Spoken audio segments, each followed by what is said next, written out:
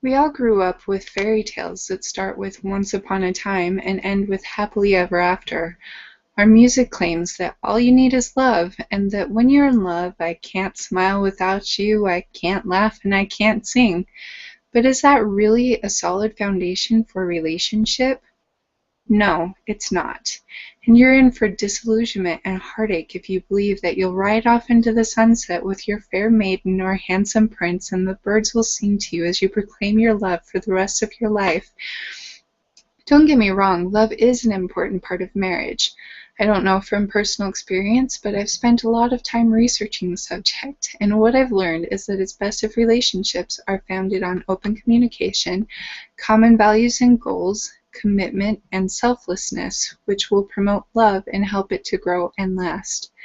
Open communication is a vital foundational element for a lasting marriage.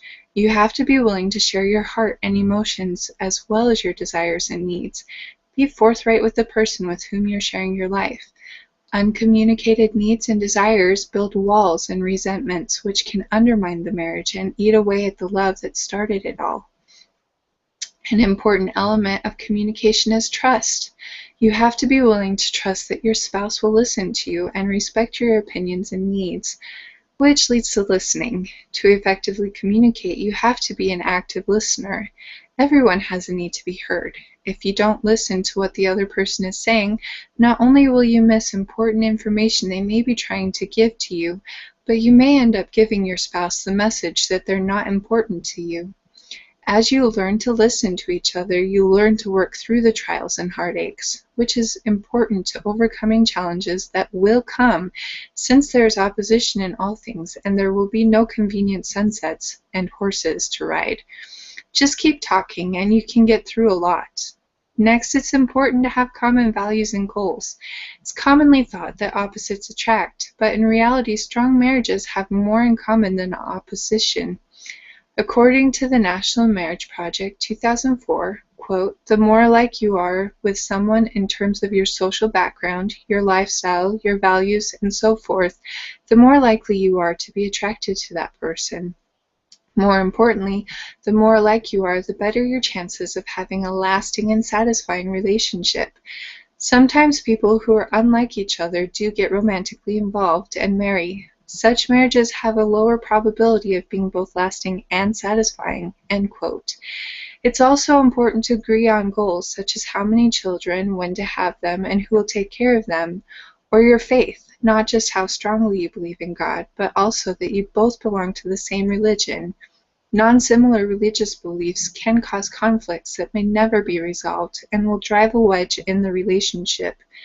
And both of you need to be working towards eternity. If you keep in mind your goals for eternity, it's easier to work through conflict and build up the marriage. Third is commitment to your spouse. If you both agree that divorce is not an option, you learn to work together to solve conflicts. And Lauer, it says, quote, "Those who are committed to their spouse as persons have fewer marriage problems, express their love for their mates more often, and have higher levels of marital satisfaction," end quote. Your commitment can tide you over during hardships. My parents remained committed during a particularly rough patch in their marriage, but they worked through it and are now happier than they've ever been before.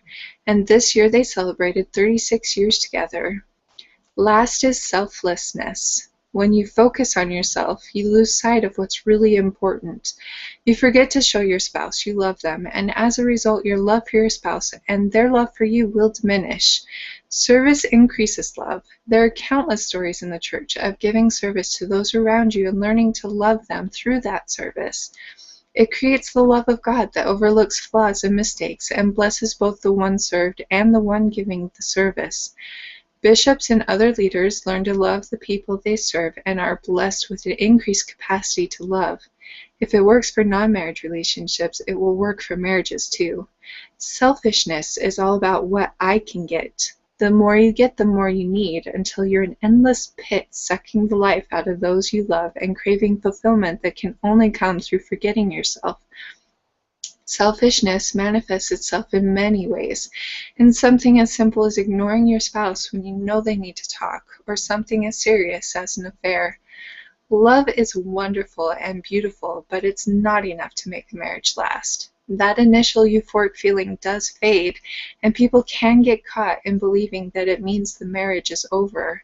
But love changes. It has to deepen and grow into something amazing if it's to find any lasting meaning. Elder Hugh Pinnock of the Quorum of the 70 said, quote, "I know of nothing worthwhile in life that comes easy, and nothing in life is as valuable as a strong marriage and a secure family. I am speaking to all who want their marriage to succeed, including those who have remarried. My comments are not for anyone looking for simple solutions or anyone who is satisfied merely to tolerate an uncomfortable arrangement. Most strong marriages have been severely tested. Husbands and wives who encounter and surmount suffering, pain, misunderstanding, and temptation can enjoy a marriage that is beautiful and eternal. But I do not want us to look to the past. Let us look only to today and the future." End quote. I want that kind of relationship, one that can last through anything. Relationships must be founded on open communication, common values and goals, commitment, and selflessness. These four things build love and deepen it, so when the trials of life come, there is a strong foundation to cling to. That initial love is fleeting. Make sure you have the tools to build something that will last through eternity. I challenge you to find some relationship that needs to be strengthened and utilize one of these four elements to strengthen that relationship and see what happens.